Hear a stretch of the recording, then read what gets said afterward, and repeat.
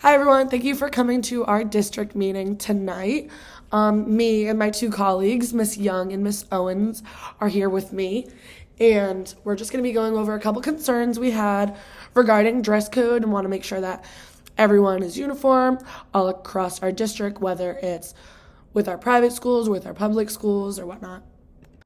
So, some standards that we usually had with our boys and girls are no baggy pants, no hats, no muscle shirts or tank tops or anything like that. And with our girls, we had no bra straps or spaghetti straps, no cleavage at all, nothing too tight, no midriff, no shorts. We have some restrictions with our leggings as well as our footwear.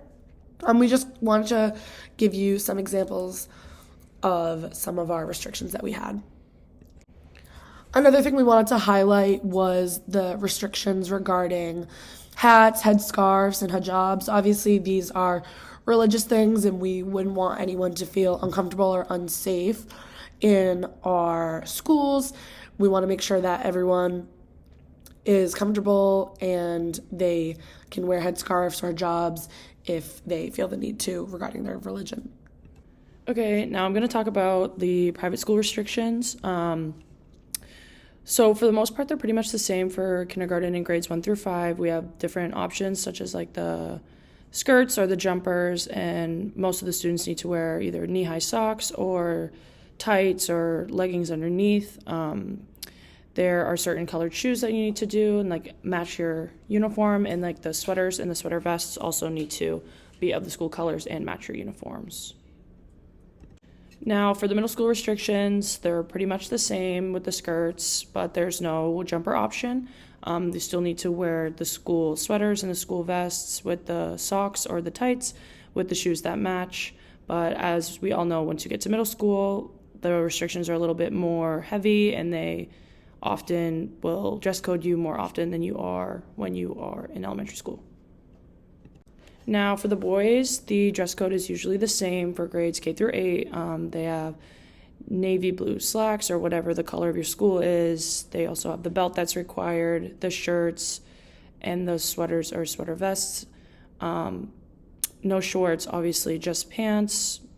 And the shoes also have to match the school colors. We also wanted to mention that we think that this is a little too much. I think that we should have one dress code for each set that you want to wear. So for example, if we're going to do the skirt, then you should follow this. If you want to wear pants, you should follow this, instead of making all the girls wear skirts or jumpers. Once again, this is a problem because it creates a double standard between both the boys and girls, and that can have a negative impact on both of them. Young girls are constantly told that their bodies are too distracting for those around them to learn. Boys are taught that they can do no wrong and that it is someone else's fault most times. Most girls have to walk around in a big shirt or get sent home when breaking a rule, while allowing boys to get by even when they are breaking the rules. This needs to change, and dress codes need to become more inclusive, less targeted, and have the same consequences for all. How can we fix this problem? To fix this problem, we need to change the dress codes of our schools to become more inclusive and make them equal for everyone. The wording of dress codes need to be changed so it doesn't separate boys and girls. One gender shouldn't be excluded in what they can wear, and exceptions to rules should include religious and medical health reasons. Dress codes should not impede a student's health, creativity, or religion. An example of one of these unfair dress code has been color-coded for whether each rule is directed towards girls or boys. As you can see in this first slide, most of the rules are targeted towards girls, with one being for boys and one being for all the different genders.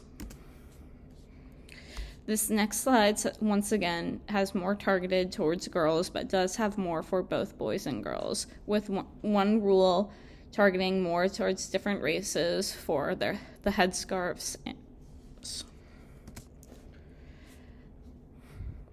This is an unfair dress code because it limits more of what girls have to wear compared to what boys have to wear. The majority of the rules are directed towards girls, but even still, the number of rules that are directed towards girls outweigh the numbers of rules directed at boys.